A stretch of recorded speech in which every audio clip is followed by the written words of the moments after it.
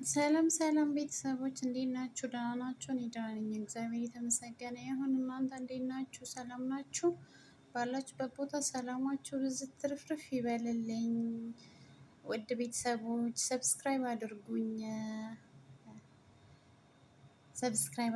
ውድ እህቶቼ፣ ወንድሞቼ፣ ሙስሊም እህቶቼ ሁላችሁም ሰብስክራይብ አድርጉኝ፣ አበረታቱኝ። እርስ በራሳችን እንበረታታ። ምን ችግር አለው? ኔት ነው ወዲያውኑ ጠቅ አድርገህ ሰብስክራይብ እናደርገው።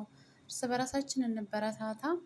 ዛሬ የመጣሁት አይዲያ ማለት ነው በቡዜ ነው ማለት ነው እና በትዳራቸው ያለው መካከል ማለት ነው በጣም ያሳዝናል ማለት ነው። በትዳር መካከል ሶስተኛ ሰው ማስገባት በጣም ከባድ ነው።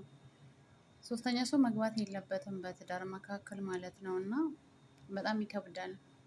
ሶስተኛ ሰው ማለት ነው በትዳር መካከል እና ማለት በቃ በትዳር መካከል እርስ በራስ በቃ በጠረጴዛ ዙሪያ መመካከር ነው እንጂ ሶስተኛን አካል ማስገባት አያስፈልግም ማለት ነው። ሶስተኛ አካል በሚገባበት ሰዓት በቃ ማለት ብዙ ነገሮች ናቸው የሚፈጠሩት ማለት ነው። እና ወንድማችን አይዞክ፣ አንድ ላይ እንደምትሆኑ ተስፋ አለን ማለት ነው። አንደኛ ነገር ልጅ አላችሁ። ልጃችሁን የእናንተ ልጅ የእንጀራ አባት ልጅ ማየት የለባትም እና ፈጣሪ አንድ ላይ ያጣምራችሁ፣ ፈጣሪ አንድ ላይ ያደርጋችሁ።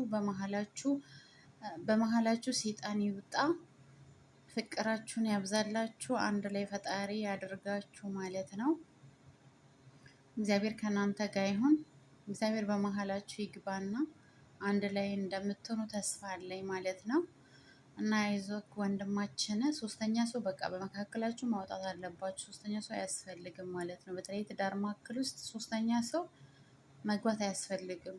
ለትዳር ሶስተኛ ሰው መግባት አያስፈልግም እና በመሀላችሁ ፍቅር ይግባ፣ አንድ ላይ አድርጋችሁ። አይዞክ ወንድሜ እልሃለሁ። እና ውድ ቤተሰቦቼ ሰብስክራይብ አድርጉኝ፣ አበረታቱኝ እላችኋለሁ። እኔ ስደተኛ እህታችሁ አይደለሁ እንዴ? ሰብስክራይብ አድርጉኝ እላችኋለሁ እህቶቼ። እና በተረፈ በጣም ነው የምወዳችሁ እና ሰብስክራይብ አድርጉኝ፣ ላይክ ሼር አድርጉልኝ፣ አበረታቱኝ። እኔ ስደተኛ እህታችሁ ነኝ። እርስ በራሳችን እንበረታታ። ስደት ላይ ያላችሁ፣ ቤት ውስጥ ዊፍ ያላችሁ ምናምን ማለት ነው ዩቱብ እየከፈታችሁ እርስ በራሳችን በቃ ግሩፕ ምናምን እየፈጠረ እርስ በራሳችን ሰብስክራይብ እንደራረግ፣ እንበረታታ ማለት ነው። እና እንደዛ እላችኋለሁ። በጣም ነው የምወዳችሁ።